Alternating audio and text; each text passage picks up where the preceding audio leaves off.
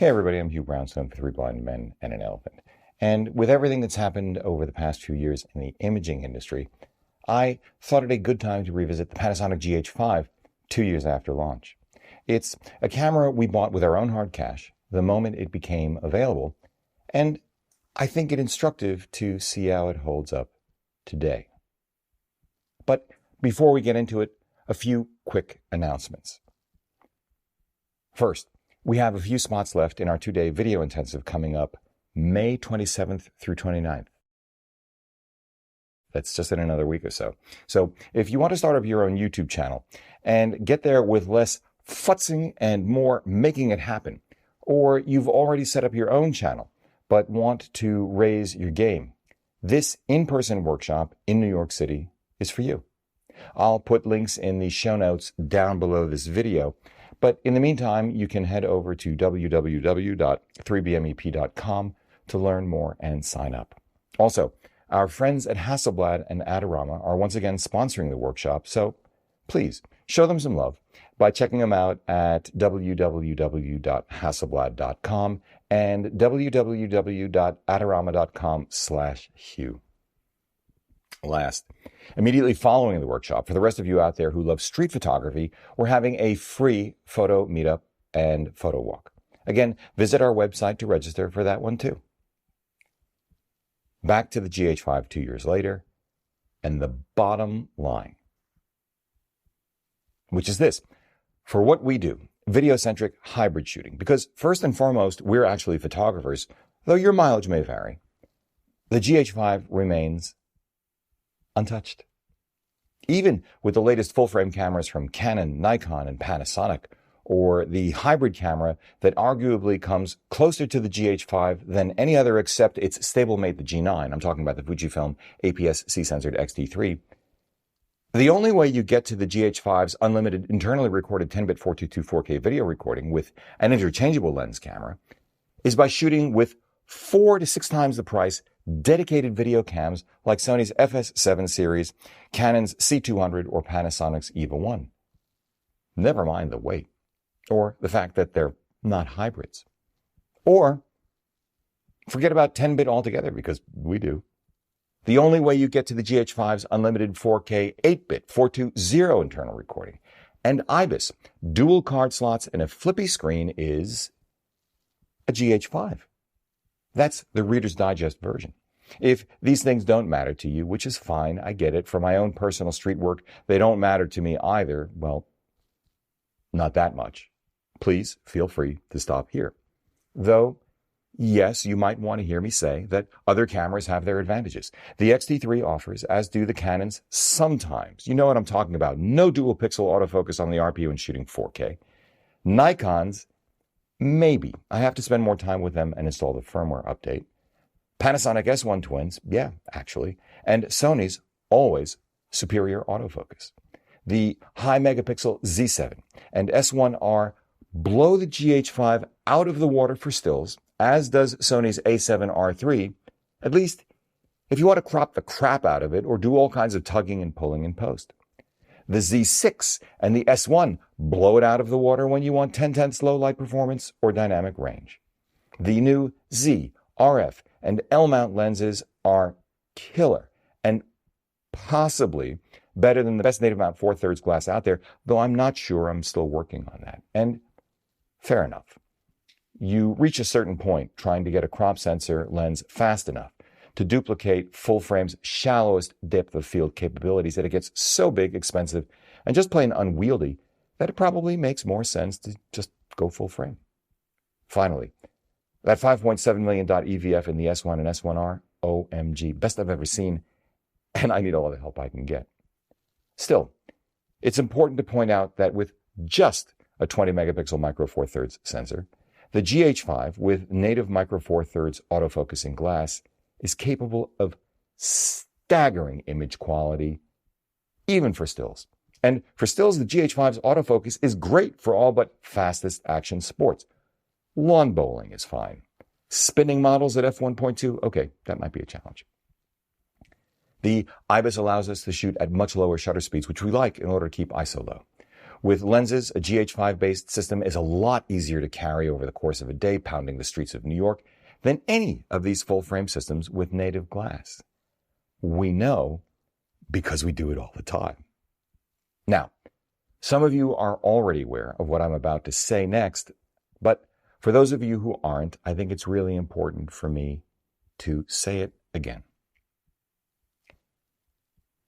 Once you equalize for depth of field, and you should, because depth of field is an artistic choice, not a default choice, the differences in sensor noise performance all but evaporate, because you're cutting light to your full-frame sensor by 75% to compensate.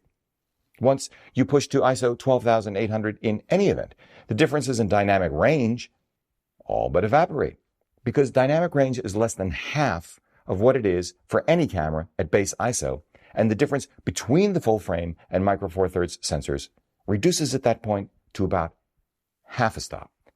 The colors are pretty lousy anyway. And if your images are compositionally, artistically, substantively, and or emotionally compelling, the GH5's sensor noise up to 12,800 will be good enough to bring those attributes across. You know what the great street photographers shot with? No more than ASA 400. Hollywood blockbusters that used film into the late 90s? ASA 500, max. Once you equalize for a field of view, a 50mm lens, for example, gives you twice the object size within a micro four thirds frame as it does within a full frame at the same distance. Differences in resolution and sharpness begin to evaporate too. Of course, you may have wildly different use cases, priorities, sensibilities, and investments in glass or systems accessories. It's all good. But let's talk about why we went with the GH5 back in March 2017 so that you have a context. Maybe you can relate, or perhaps this will help you understand why none of this matters to you. In late 2016, we already knew we were going to do a documentary series and needed unlimited recording. Heck, we needed unlimited recording just for our gear reviews here in the Batcave. Our then current A-cam, our only cam, was the brilliant little Sony a6300. The image quality from the APS-C sensor punched way above its weight class. The autofocus was excellent, better than that in the full-frame A7S II and A7R II, leagues ahead of my Canon 5D Mark II. Live view through the viewfinder, articulating rear screen, high burst rates to boot. The a6300 smoked the 5D Mark II in every way that mattered to us. This was the camera that caused us to leave the DSLR full-frame world altogether.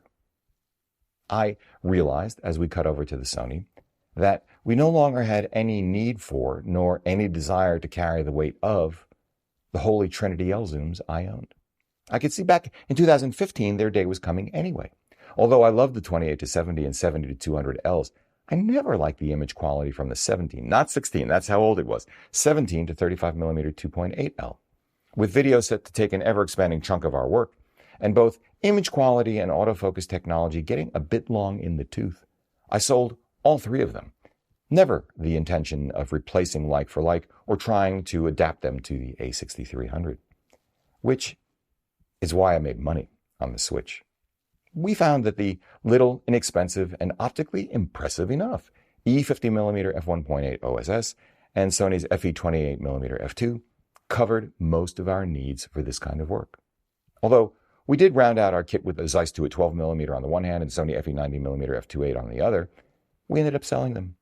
We reinvested the proceeds into the FE24-105 f4, but eventually found we rarely used that. Over time, the big issue with the a6300 became this. Not only could it not record for more than a theoretical 30 minutes, it couldn't record reliably for more than 15 minutes when shooting 4K and using the remote app, a necessity at the time. It overheated every time, even after the firmware update. Just as frustrating, even if it hadn't had a recording limit and didn't overheat, the single card slot meant I'd have to haul around a recording monitor. No bueno. Then there were the Pez-sized batteries, bottom-mounted, and ergos only a mother could love. While I respected the engineering, size, weight, and really appreciated the value of the a6300, loved the output, I didn't particularly enjoy the shooting experience. The GH5 promised to address all of those issues and more, beginning with unlimited recording without worrying about overheating. Its side loading, dual card slots, an optional grip allowing battery changes from the side took on more importance, making it possible to hot swap both. The idea of leaving home our gimbal because the GH5 offered class-leading IBIS enhanced the appeal of the GH5. Knowing in advance that we'd usually focus manually because even our A6300 had occasionally hunted at just the wrong moment, the 3.7 million dot EVF and flippy screen took on more significance. The ergos and touch interface appealed. I enjoyed using the camera. The tethering software for video was great. The tiny, inexpensive, and optically superb micro four thirds coverage primes like the Leica DG 15mm 1.7, Sigma 30 1.4, and Olympus 75mm 1.8, we bought all of them, only heightened the contrast with Sony's meager crop sensor offerings. Voigtlander 0.95 Noctons gave us additional options, which we ended up never needing.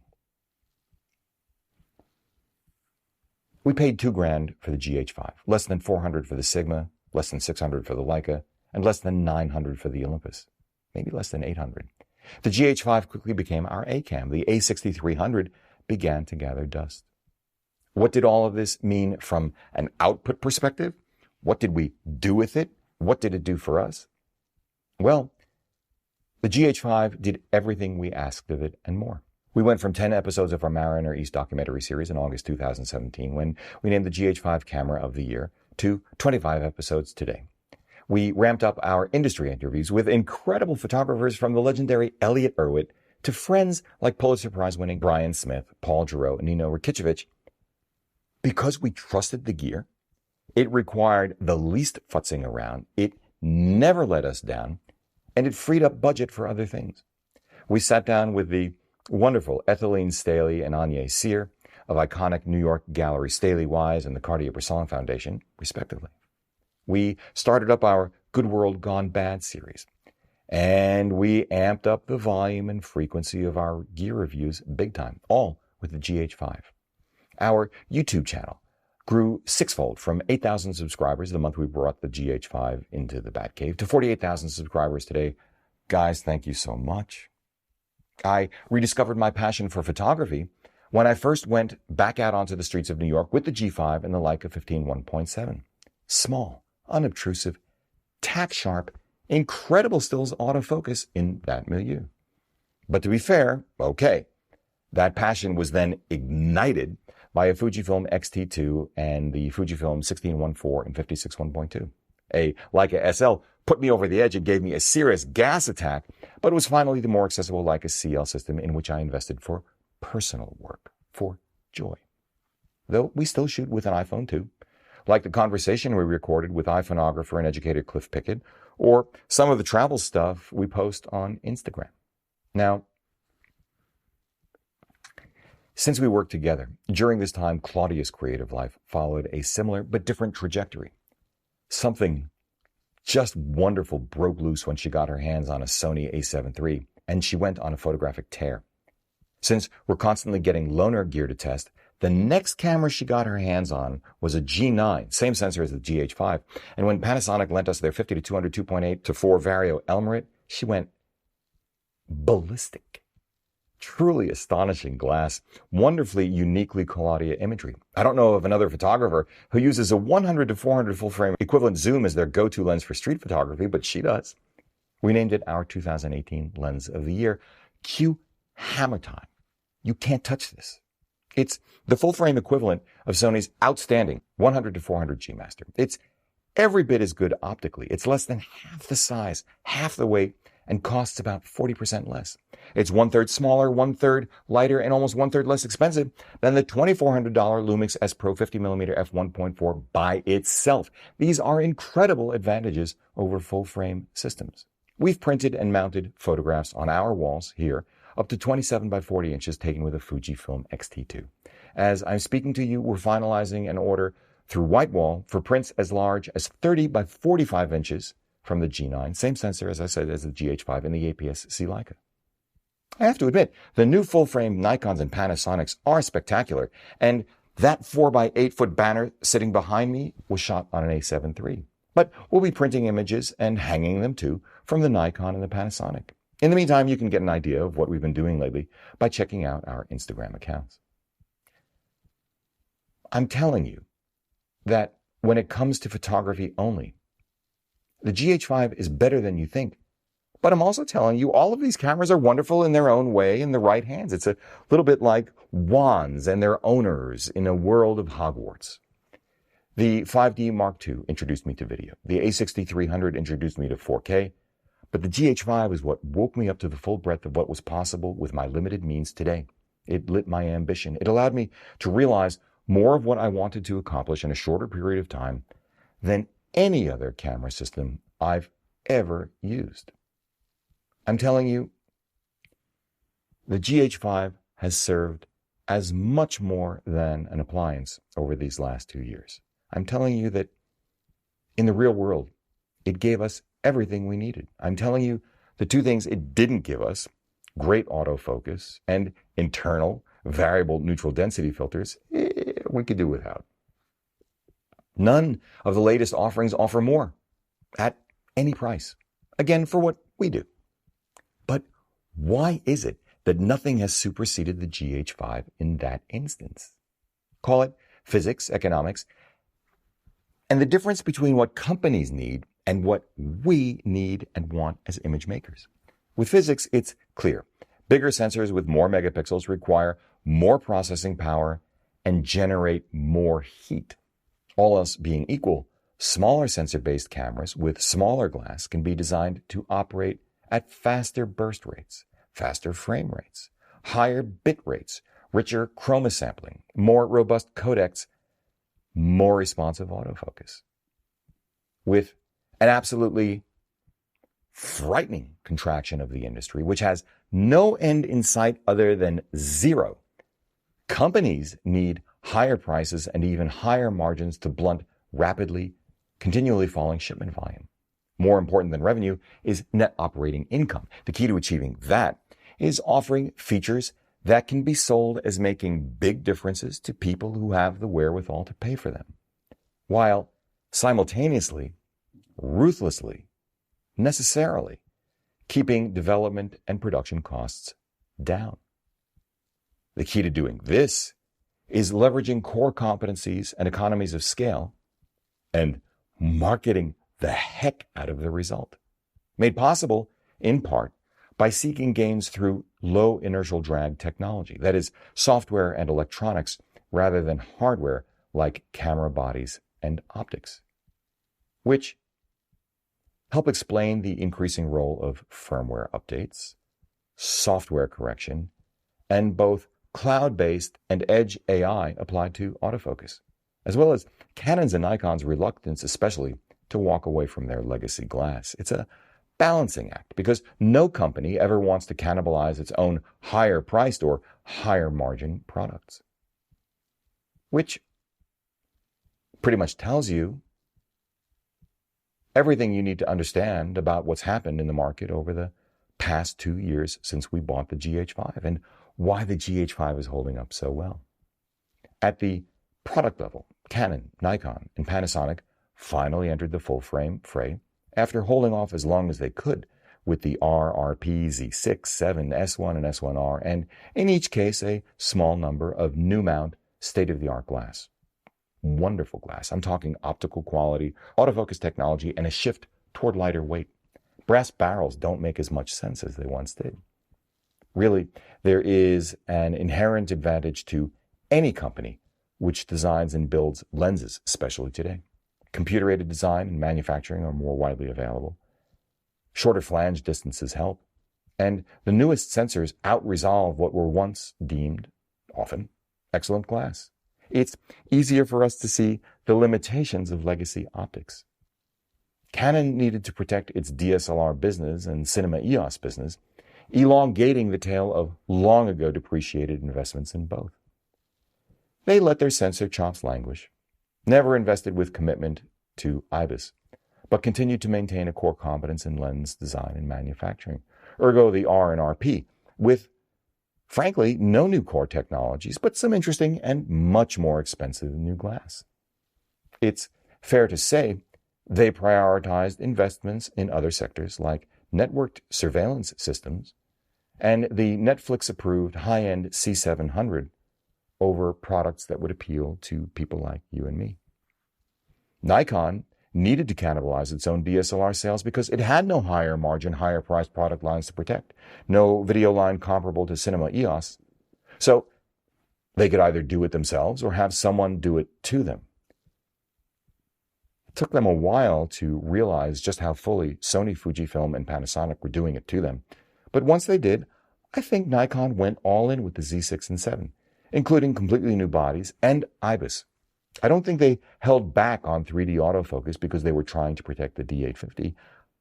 I think they were struggling to come up to speed on the differences in autofocus born of a single sensor responsible for capture and focus. Maybe. I'm delighted that, like Canon, they applied their competencies in lens design and manufacturing, most especially to the 50 and 35 1.8s and the 24 to 70 2.8 Z lenses, all of which are fantastic, and the primes are reasonably priced. I really like what Nikon is doing. Panasonic needed a hedge into the full-frame market given all the mindshare generated by Sony for full-frame, the growing prognostications about the end of Micro Four Thirds, which I don't buy for a moment, and Fujifilm's commitment to APS-C. They were smart to recognize the power and create the L Alliance as a way of getting a piece of that higher-priced, higher-margin pie. They took what they learned in the G9 especially, what they learned over a decade in video and short-flange distanced optics, and gave themselves an immediate leg up in the usability department by partnering with Sigma and Leica for existing full-frame glass and the L mount. Panasonic delivered arguably the most complete full-frame camera bodies out there, and I'm guessing took the decision that they would build their own competency in sensors rather than cede that to Sony. Maybe not when it comes to the EVF, but I don't know. I don't think Panasonic is particularly worried about eating to high-end Varicam sales, and I suspect the EVA 1 hasn't made huge inroads into the intermediate space occupied by Canon and Sony, so I imagine they're not particularly worried about cannibalizing sales there either. I think they've also been smart to continue with Micro Four Thirds, launching the G9, the GH5S, and most recently the no recording limit G90 or 95, along with an excellent 8-18 Vario Elmerate, and once again that extraordinary, just extraordinary Vario Elmerate 50-200. Though you can see plainly enough that they haven't invested in Micro Four Thirds sensors the way they have full frame. Maybe they've been using Sony sensors, and Sony hasn't deemed it worthy to invest in Micro Four Thirds sensors. Nor have we seen any move into developing an internal neutral density filter, or have we? What's happening with that 8K 36 megapixel global shutter organic sensor with internal neutral density filter I read about last year? You guys have any insight on that? Maybe we'll see the fruits of their full-frame development sensors ported down to Micro Four Thirds. I hope so. Sony focused almost exclusively on their full-frame portfolio, raising the bar with their third-generation body A9, A7R3, and do it all at an I dare you priced A7 III, and dramatically rounded out their full-frame lens line with state-of-the-art glass too. Brilliant. Just kudos to them. When they weren't focused on full frame, though, they actually spent most of their time on their 1-inch sensor RX cameras, with updates to the RX10, RX100, and the introduction of the RX0. Higher volume, I'm guessing, lower margin, but maybe not. A couple of months ago, they finally gave us something new in the APS-C lineup, the no recording limit, best-in-class autofocusing, kind of maybe flippy screen A6400, which, contrary to the way that just sounded, we bought, swapping out our A6300 in the process. It gave us the autofocus that the GH5 can't. But bottom-loading single card slot and small battery don't thrill us. Sony has been innovating with electronics for years now, uniquely positioned with more than 40% of the global sensor market to leverage competencies first in sensor design and now in the adjacent competency of precision manufacturing. It's why, I think, we've had the rapid evolution of the A7 series and FE lens family while giving short shrift to the APS-C line. Higher margins in full frame. It's probably why we've seen continuing tweaks to the A7 body rather than a whole cloth replacement with something more ergonomic, better suited for heat dissipation and IBIS, amortizing investments already made, pushing off investments in new design and tooling. It's probably also why we've not seen 10-bit 422 internal recording or an internal variable electronic neutral density filter in any of their hybrid bodies, either of which would cut into FS5 and FS7 family sales. Leica stood pat with the full-frame SL, but bulked up their SL lens line with Summicron and Summilux primes, tweaked the full-frame 24-megapixel M10 with P and D variants, introduced the 47-megapixel full-frame Q, doubled down on APS-C with the launch of their CL, and announced, but is not yet shipping still, their 63-megapixel medium format S3. Many of us are wondering about an SL2. But it wouldn't strain credulity to imagine that the 47-megapixel sensor in the Q2 will find its way into an SL2 or an M11. Like Nikon, Leica doesn't have a cinema line to protect, so this is kind of exciting. They do offer a cinema glass, though. It's also really interesting to think that a Panasonic S1R with 51.4 Lumix S Pro lens will set you back almost 7 large. This is Leica pricing territory, as in the market Leica has been serving for years, a niche, well-heeled, knowledgeable audience, is maybe the market for all of these guys going forward as the rest of the market dries up. I can actually see a resurgence in M bodies and manual M glass as an aesthetic and ergonomic alternative to folks who start off looking at the new full-frame cameras and saying to themselves, you know what? I'll take a lot smaller, a lot less obtrusive, and more deliberate, please, to their utter astonishment. Or maybe I'm just projecting. Fujifilm upped the APS-C competition with their outstanding X-T3, but went really wild in the medium format space with the launch of their rangefinder-style GFX50R on the one hand, and the subsequent announcement of the 100-megapixel IBIS-equipped 4K-ready, willing, and able successor to the GFX50S, the $10,000 GFX, whatever they want to call it. Smart. Hasselblad, they stopped offering the X1D without an announcement about a successor, but did show their brilliant 80mm f1.9. X2D, anyone? But in any case, none of this matters for what we do. Olympus stood firm in the Micro Four Thirds space with their sports-oriented $3,000 Micro Four Thirds OMD EM1X, but this doesn't matter to us either. Rycote launched their third-generation, street-focused $900 fixed-lens GR. I know, people like it. And tiny sensor imaging got crazy capable with everything from computational imaging smartphones like the triple-lens Huawei P30 and rumors of next year's iPhone with video-enabled portrait mode to what I'll call the micro-gimbaled, equally brilliant in its own way, $350 DJI Osmo Pocket. But did any of this change anything about the GH5 for us? No. Though, at least for now, I see the Osmo Pocket replacing our iPhone. Even falling prices haven't changed anything for us because they've fallen for the GH5 too. The relative value has remained intact. Panasonic has dropped the price of the GH5 to the point where today it sells for $1,500, $500 less than we paid for it at launch. The G9 is down $400 to $1,300. Some of the lenses are down 25% as well, like the now $1,200 Nocticron 42.5mm f1.2. And yeah, fine. You can say the Nocticron has a full-frame depth of field equivalent of 2.4, and you can get a Sony 85mm 1.8 for under $600. I'd agree with you. But depth of field is another discussion for another day. Fujifilm has made even bigger cuts to their unfortunately timed XH1, a wonderful camera, really, coming as it did between the A7 III and its own XT3. It's down 40% to $1,300 when you consider the grip is being thrown in for free. Fujifilm's XT2 was on sale for a little while at 43% off, but that ship has sailed. It's back up to $1,600 now, actually more than the XT3. The GFX50R is currently 11% off at $4,000. The GFX50S is now 15% lower than when it launched at $5,500.